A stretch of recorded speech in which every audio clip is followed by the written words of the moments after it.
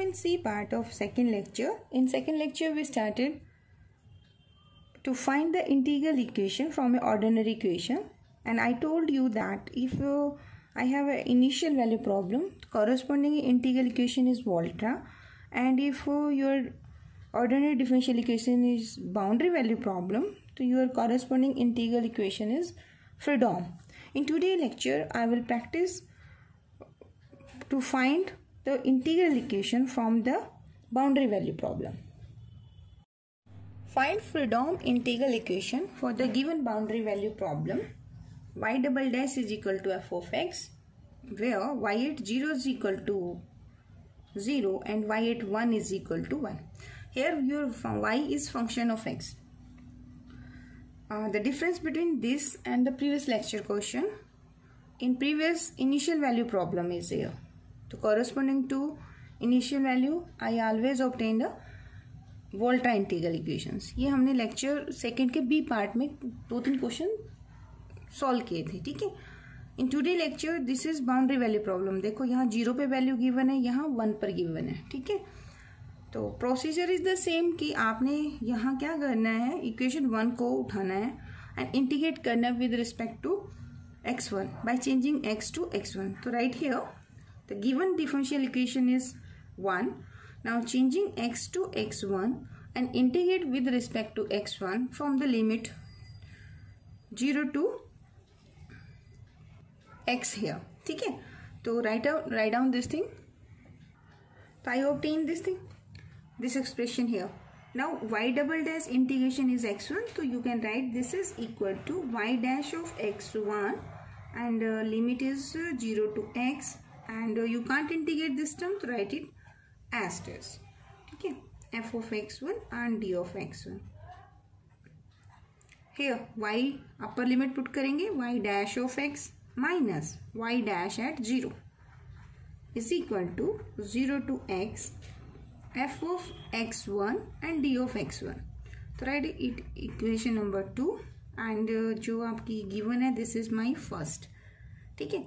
अब जब आप लास्ट इनिशियल वैल्यू प्रॉब्लम कर रहे थे, you have the expression for y dash at 0, but here I have the value y at 1 equal to 0. तो this values is not given to मी.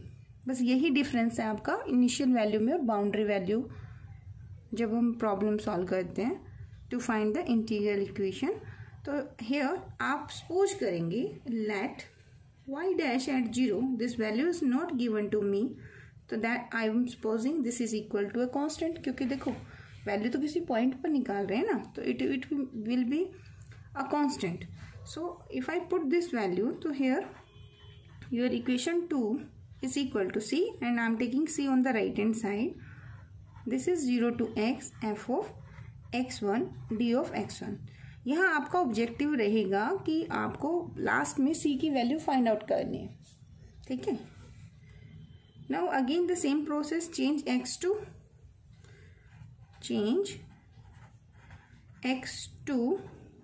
क्योंकि x1 तो already existence में है, and integrate with respect to x2 from 0 to x. I hope ये तो practice हो गई होगी आपकी, ठीक है ना. अब यहाँ इंटीग्रेशन करोगे तो क्या मिलेगा आपको, this is y of x2 and I am saying d of x2, and limit is 0 to x. Here is constant c, there is no x term, so this is dx2 0 to x. Here I am saying first changing x to x2, ठीक है. f of x1 तो as it is रहेगा आपका. Now you are integrating this expression with respect to x2, so limit of integration is 0 to x, as you practice in your second a part. Here you can integrate. So this gives you y of x2 and limit of integration is 0 to x. In this expression this is c and integration is x2, limit is 0 to x. Here again 2 integration. So number of integration are 2. You will reduce this into a single by 1 by n minus 1 factorial, यानी कि 2 minus 1 that is 1 factorial, and 0 to x you will write x minus of t, and here is f of t and d of t. यहाँ क्योंकि मेरे पास क्या था, y double dash is equal to f of x, non homogeneous linear differential equation थी, तो वो F T इसके integration के अंदर आएगा in place of y of t. ठीक है, then simplify more, this gives you y of x minus y at 0, and y at 0 is given to me 0, so I am writing here 0. C of x plus 0 to x, it's x minus of t, f of t and d of t. So write it equation number 3. Now that this constant is not given to me, ये मैंने suppose किया है ना, तो मुझे इसकी value find out करनी है और फिर यहाँ पुट करनी है. अब देखिए आपकी ये कंडीशन है y at 1 is equal to 0. I am not using this one yet now. to use this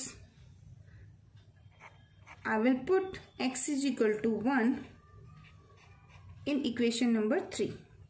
So here becomes y at 1, and y at 1 its value is given to me is 0. ठीक है, तो here is c, x की जगह पे 1 put करेंगे आप, 0 to 1, it gives me 1 minus of t and f of t d of t. If this value is 0, तो value of c is equal to, ये तो आपका 0 given है, तो from here you can write c is equal to, I am taking this on the left hand side, so it is minus 0 to 1, it's 1 minus of t, f of t, d of t. तो it's my fourth equation. ठीक है, अब आपको answer तो third ही देना था, ठीक है, बट इसमें सी आपका अननोन नहीं था, तो this is my last expression which is the required answer, but c is unknown. I obtain the value of c using the second boundary value problem. अब आप क्या करेंगे, you will put this c value in this 3 equation. ठीक है, तो put,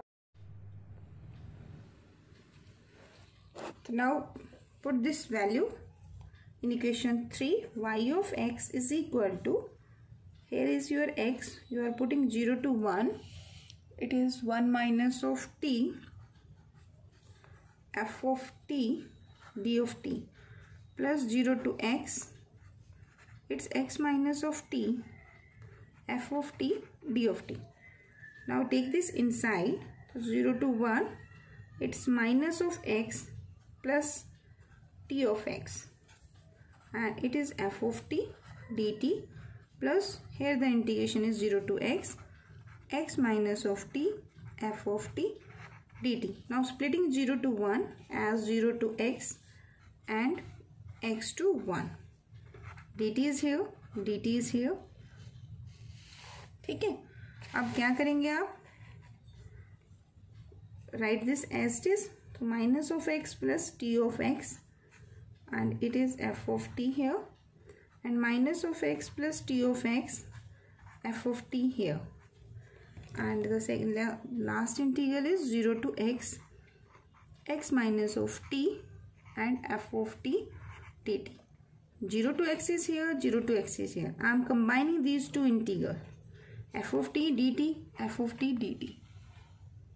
ठीक है, तो आप यहाँ आपको क्या मिलेगा, f of t here, d of t here, this expression. तो माइनस का x प्लस का t of x and plus x minus of t here due to these two integral, and last x to 1 here, and from here you can again take your x outside, so it is t minus of 1 f of t dt. in compact form आप इसे ऐसे लिख सकते हैं, here you can write this cancel out, and it is 0 to x, and from here you can take t outside, so it gives x minus of 1, here is f of t, d of t, and plus x to 1, it's x t minus of 1, f of t and d of t. ठीक है, तो या तो आप ये हो सकता है आपका जब ये क्वेश्चन 6 में 7 में आई थिंक गेट एग्जाम में पूछा गया था। तो here the answer was not in this form. देखिए आंसर हमने तो ये निकाल दिया, बट इसका आंसर था ऐसे, y of x is equal to, it is equal to 0 to 1 kxt and f of t d of t। अब मेरे पास ऑप्शन नहीं है, बट वहाँ ऑप्शन में मेंशन था 1, 2, 3। क्वेश्चन ऐसे था कि where condition was on this kxt, where kxt is equal to, तीनों ऑप्शन थे, तीनों में डिफरेंट था, तो I am writing the exact answer. देखिए यहाँ पे t पे कंडीशन है, यहाँ t क्या है, x से लेस देन, ठीक है ना। तो when t is less than x, तो your kernel is t x minus of 1 and here t यहाँ से स्टार्ट है, तो ये इससे बड़ा होता है और इससे छोटा होता है, ठीक है ना। तो t is greater than x, in that case your kxt is x into t minus 1, ठीक है। तो यहाँ पर भी कुछ आंसर थे, मे बी ये साइन चेंज हो जाएंगे, ठीक है। तो आई exactly don't know, but question था कि given partial differential equation is this one and this is, ये भी मेंशन नहीं था कि फ्रीडम है, एंड ऑप्शन फिर इनमें से आपका कौन सा बनेगा, सेकेंड वाला, ठीक है। तो it is a very important question. Now let us take one more question which is asked in CSIR NET. एक क्वेश्चन हमने आज गेट एग्जाम का किया और एक क्वेश्चन हम करेंगे नेट एग्जाम का। The integral equation corresponding to this differential equation या this boundary value problem is option first, second, third and fourth। देखिए बाउंड्री वैल्यू प्रॉब्लम है, तो मैं दो तो डिस्कार्ड इनिशियली कर सकती हूँ कि वोल्ट्रा तो यहाँ बनेगी नहीं, ठीक है। But I am not sure is it first kind और the second kind. First kind second kind पता है ना आपको। देखिए फर्स्ट काइंड थी तो अल्फा s, अब क्वेश्चन हमारा यहाँ x की फॉर्म में, तो I can write this is alpha x। अगर अल्फा x आपका 1 है तो इट्स सेकेंड काइंड है ना। ये हमने लेक्चर फर्स्ट में किया था क्लासिफिकेशन के अंदर, अगर आपने वॉच नहीं किया तो पहले वो देख लें। अगर अल्फा x आपका 0 है, in that case this is of first kind,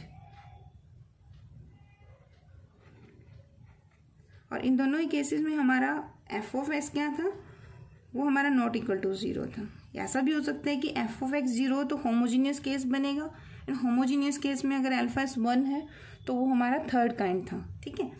तो जनरली वो क्वेश्चन कभी पूछते नहीं, वो होमोजीनियस और नॉन होमोजीनियस में पूछा जाता है। जनरली क्या होता है कि ये फर्स्ट काइंड और सेकेंड काइंड ही होता है, और यहाँ f ऑफ x आपका एग्जिस्टेंस में होता है। ओके, अब हम इसको कैसे करेंगे, तो दो तो डिस्कार्ड हो गए। अगर आप रिस्क उठाना चाहते हैं 50% का, तो आप फ्रीडम पे करेंगे सेकेंड पे। लेकिन लेट अस चेक कि हमारी बाउंड्री कंडीशंस यूज करके क्या बनता है। तो how to start, same procedure. So I integrate this one and then putting limit, तो I obtain this expression. I hope ये तो आपको प्रैक्टिस होगी क्योंकि वोल्ट्रा में सेकेंड A और सेकेंड B लेक्चर में हमने बहुत प्रैक्टिस की थी। अब पुट योर लिमिट, देखो u डैश ऑफ x, अब now I don't know the value of u dash, तो here becomes u dash at 0 and इसका इंटीग्रेशन आप कर नहीं सकते, तो you will write this term as it is. Same step as I performed in the previous lecture. तो let I am supposing here कि u dash at 0 this value is a constant c, ठीक है। जब आपकी initial value problem होती है उसमें ये वैल्यू गिवन होती है, कोई नहीं, लेट अस टेक। तो this is u dash of x minus c and plus 0 to x u of x1 and d of x1। Again in this equation derivative existence में है, तो how to remove the differentiation, by integrating this with respect to x, changing x to, x को कहाँ change कर रही हूँ मैं, x2 में, और इंटीग्रेट कर रही हूँ with respect to x2 with the limit 0 to x again. तो this gives me u dash x2, और इंटीग्रेशन करेंगे तो u ऑफ x2, लिमिट क्या है 0 to x, माइनस का c, here I obtain 0 to x and d of x2, plus here देखिए पहले 0 to x को आप चेंज करेंगे x2 में, तो u of x1 d of x1. Now you are integrating it with respect to x2 with the limit 0 to x.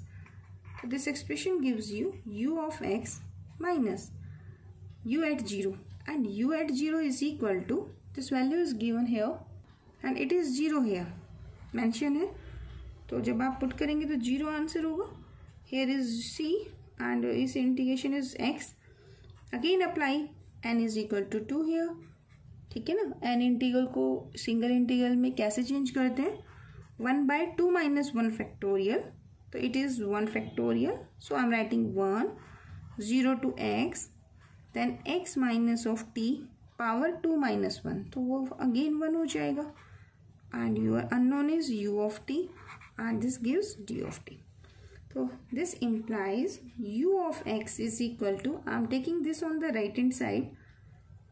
There was a lambda, I forget this. ठीक है, तो यहाँ lambda आएगा आपका. If here is lambda, here is also lambda, and this lambda ये eigen values के लिए है, वो हम फर्दर नेक्स्ट लेक्चर्स में करेंगे. ठीक है, तो this gives me x minus के lambda 0 to x, it's x minus of t u of t dt. So write this equation 4 and value of u at 1, this is given to me 0, so I will put u equal to 1 in equation number 4. So u at 1, this value is 0, so c it's minus lambda 0 to x की value क्या put कर रहे हैं, I am putting x equal to 1 here, so it gives me 1 minus of t u of t and d of t. So from here I obtain c is equal to lambda 0 to 1 1 minus of t u of t dt. देखिए अगर ये question आपका objective है तो idea आपको हो चुका है कि c की वैल्यू ये आई है, आप पुट कर देंगे. कहाँ पुट करेंगे, इक्वेशन नंबर 4 में. ठीक है, तो c की वैल्यू पुट करेंगे, फिर जो लास्ट क्वेश्चन, तो यू गॉट द आंसर. ठीक है, अगर कॉम्पिटिटिव एग्जाम है तो क्वेश्चन में आपको आइडिया हो चुका है कि ये फ्रीडोम इंटीग्रल इक्वेशन ऑफ, देखो यहाँ पे 1 आ गया ना, तो सेकंड काइंड है. बट अगर ये आपका सब्जेक्टिव क्वेश्चन है, एमएससी के आप एग्जाम दे रहे हो, इन दैट केस क्वेश्चन आएगी find the corresponding Fredholm integral equation, तो आपको पूरा सॉल्व करना होगा. तो what is my next step to find the subjective solution of this question, I will put this value of c in equation number 4. 0 to 1, I am breaking it 0 to x, taking x inside, so this is x 1 minus of t u of t dt, and this lambda is outside, so I am writing plus, this is equal to x to 1, and take x inside, so 1 minus of t u of t, and this is d of t cross, you can write plus lambda, and taking this minus inside 0 to x, you can write it is t minus of x. In place of x minus t, you are taking minus outside, so t minus x u of t and d of t. Now combine the like integral y of x, this lambda is outside, 0 to x is here, 0 to x is here, so I am combining these two integral, this and this.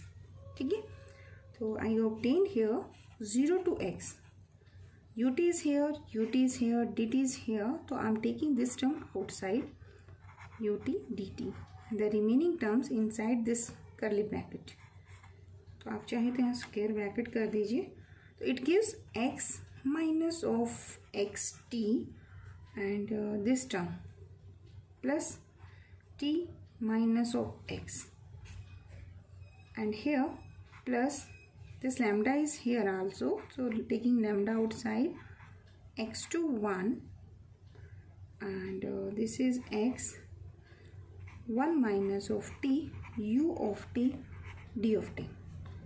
This is y of x is equal to lambda 0 to x, this x to x cancel out, you can take t outside from this, so this is 1 minus of, if you are taking t outside, it gives 1 minus of x u of t d of t plus lambda, it's x21 and it is x 1 minus of t u of t d of t. ठीक है. अब one thing here is your, देखो मैंने आपको expression करवाया था ऐसे, F alpha S, Y नहीं था अपना, था जी एस, है ना. हमने क्वेश्चन कंपेयर किया था एफ ऑफ एस के साथ. यहाँ हमारा होता था लैम्डा, यहाँ था हमारा, अगर फ्रीडॉम है तो 0 to 1 होगा, एंड कर्नल आपका के ऑफ एस टी होगा, यहाँ जी ऑफ एस होगा और डी ऑफ टी होगा. ठीक है. तो ये भी आपकी फ्रीडॉम इंटीग्रल इक्वेशन है. एंड आई टोल्ड कि सम टाइम नोटेशन डिस्टिंक्ट हो सकती है. तो in place of s there may be an x. तो अब होल इक्वेशन में जहाँ जहाँ एस है वहाँ वहाँ एक्स कर दीजिए, तो भी एक्सप्रेशन सेम बनेगा. ठीक है. तो एग्जाम CSIR में आपसे नोटेशन एक्स की फॉर्म में पूछी गई. आंसर ये नहीं था एग्जाम में. अच्छा, आंसर के लिए हम क्या देंगे सब्जेक्टिव में, देखिए, I will write this y of x in the more compact form like this. कैसे करूँगी मैं इसे, I will use 0 to 1 and in place of this and this value in the both integral I will replace this by kernel, क्योंकि अपनी standard notation तो यहाँ है और मेरे क्वेश्चन में एक्स चल रहा है, तो I will write x and t here. Y g की बजाय मेरा कौन है, अच्छा एक मिनट रुको, यहाँ यू था, सॉरी, लेफ्ट हैंड साइड में ना everywhere there is u, sorry there is u here. ठीक है. ऐसा नहीं हो सकता कि यहाँ वाई है और यहाँ पे आपका यू हो, ऐसा नहीं होगा, तो क्वेश्चन गलत है. By mistake I write here y, क्योंकि वो पिछले क्वेश्चन में वाई था ना, तो यू था आपका, तो कोई दिक्कत नहीं. वाई की जगह यहाँ पे जी लो, वाई लो, यू लो, उससे कोई फर्क नहीं पड़ता. तो I will write this is u of x is equal to lambda K of x t and u of t d t. I will write here where my kernel, this kernel is x t, its value is equal to, देखिए यहाँ integration limit है 0 से t और t के साथ है, तो t की जो वैल्यू है that is greater then 0 and less than x, है ना. तो यही करते थे हम. तो यहाँ condition on t and x क्या है, when t is less than x, तो your kxt is obtained from this one. तो this is t 1 minus of x. It's very important, क्योंकि कल मैंने क्वेश्चन क्या करने हैं कमिंग लेक्चर्स में, आपको वोल्ट्रा इंटीग्रल इक्वेशन गिवन होगी and corresponding differential equation find out करनी है. इन दैट केस आपको कर्नल इस फॉर्म का गिवन होगा और आपने इससे पहला स्टेप ये लेना होगा. Very important question.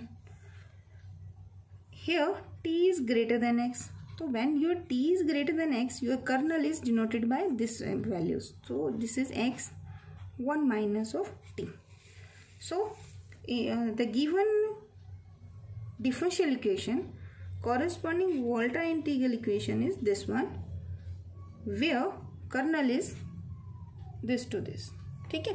तो ये तो इसका सब्जेक्टिव आंसर है. अब क्वेश्चन है अपना CSIR 2011 में ये पूछा गया था आपका, and it was of maybe in 3 part और third B part and C part. I think it was ask in B part. ठीक है. अब देखिए हमने जो पढ़ा कन्वर के नोटेशन में, उन्होंने तो सेकंड, फर्स्ट और फिर एक थर्ड काइंड बनाई थी. ठीक है. तो जब हम प्रैक्टिस क्वेश्चन करते हैं ना, हम ऐसे स्टार्ट करते हैं, या तो fx 0 होगा या fx 0 नहीं होगा. ठीक है. तो अगर fx 0 हुआ तो it is known as homogeneous, fx 0 नहीं है तो it is non homogeneous.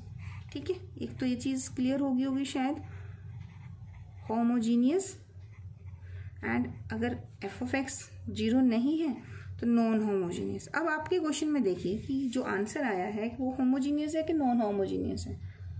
In my question there is no constant, no variable term here, कुछ भी नहीं है, तो ये मेरा केस हुआ होमोजीनियस का.